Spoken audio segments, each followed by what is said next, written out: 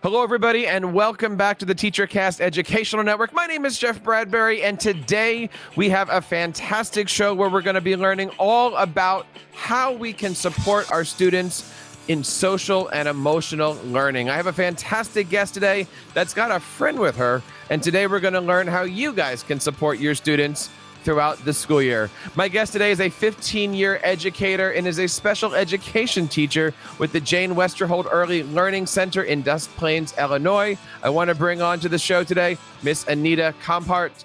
Anita, how are you today? Welcome to TeacherCast. Hi, thanks for having me. I'm doing really well. It is so nice to have you here. How's your school year been? Surprisingly, it's been going really well.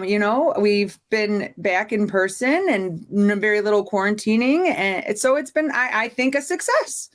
I know for so many, it's been a rough year. We have students that are in class. We have students that are hybrid. We have students that are virtual. There's so many things going on. It is so important these days to keep social and emotional learning in mind. But I wanted to hear from you. Why is it important for all students and all teachers to keep these social and emotional skills at the top of our game? Well, I think especially for our young learners, so many of them the last couple of years were kind of left to their own devices in a way. They were, if they weren't burning the house down or scaling the walls, their parents were working, doing the best they could. So as long as they were safe, they were kind of left alone. And now they're coming to school where there's a little bit more structure needed, and they don't know how to control their behavior. They don't know how to calm themselves down. And I think as teachers, it's important for us to have some tools to support that. I totally understand. As a teacher, I'm always making sure that not only are we working on our curricular needs, but we're also making sure to check in with students and with parents to make sure that they are getting the support that they need both in and out of the classroom. One of the questions that we get a lot here on the show is, how can teachers make sure that we are meeting the needs of all of our students, both in and out of the classroom? I think meeting the needs of parents and students in and out of the classroom first is going to start off with communication. As long as you as the teacher are communicating with families and with your students about what's going on in school, about what's going on at home, you guys can work together and help each other to be a lot more successful. And I think you'll see more student growth and more student success when lines of communication are open. That's great, Anita. So many times teachers know what they want to do, but they're not quite sure how to do it. And sometimes they don't even have the tools. But you're here today to share with us a very special friend of yours and something that you've been using to help your students cope with their social and emotional needs. Show us a little bit about what you've been doing in your classroom. Bouncy is an animatronic service dog that we use in my classroom to help de-escalate when we're in an upset behavior, or even as a calming strategy and tool for when we're not quite sure how to act or how we're feeling in class. Bouncy is a very unique, for lack of a better word, let's call him a toy. He's kind of a unique toy where he has he breathes at a pediatric rate so that when kids hold him heart to heart and belly to belly, their breathing will hopefully match his and help them calm down. But in addition to that, he coaches them through a breathing technique by pushing on his paws. And he also sings some awesome songs to encourage kids to use self-talk, to talk to themselves with love, or to remind them that they too can be calm and strong. And when they're calm and strong, they can accomplish anything that they set their mind to. I love the fact that Bouncy is so versatile and you can use him in so many different situations. What grade levels would you say would benefit the best from having Bouncy in their classrooms? I teach preschool, so our youngest learners definitely benefit from a tool like Bouncy. It is play-based and it is perfect for their developmental levels.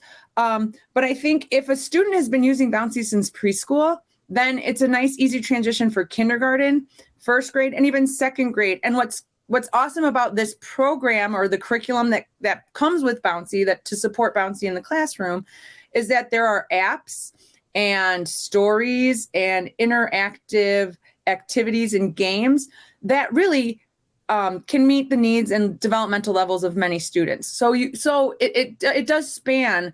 I would like to say you could use it for, your youngest learners in preschool, but also probably up to second or third grade.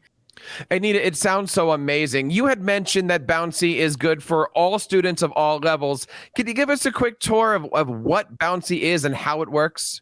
So Bouncy breathes at a pediatric rate, and kids can just push this his heart rate here that shines.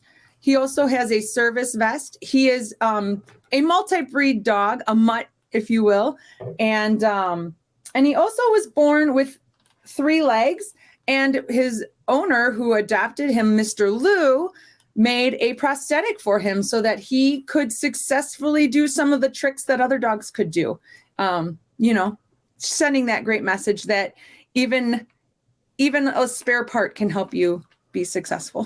Bouncy isn't just the strong teacher.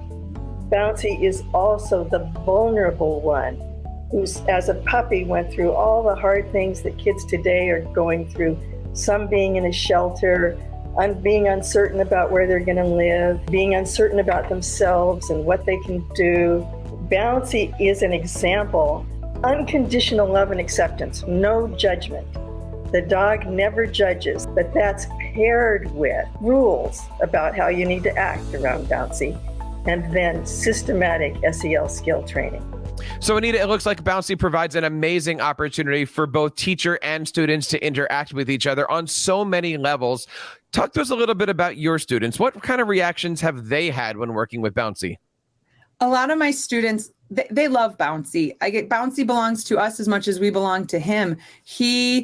Like I said before, they play with him, they take care of him, and some of them, they really do benefit from the breathing techniques that he is teaching them.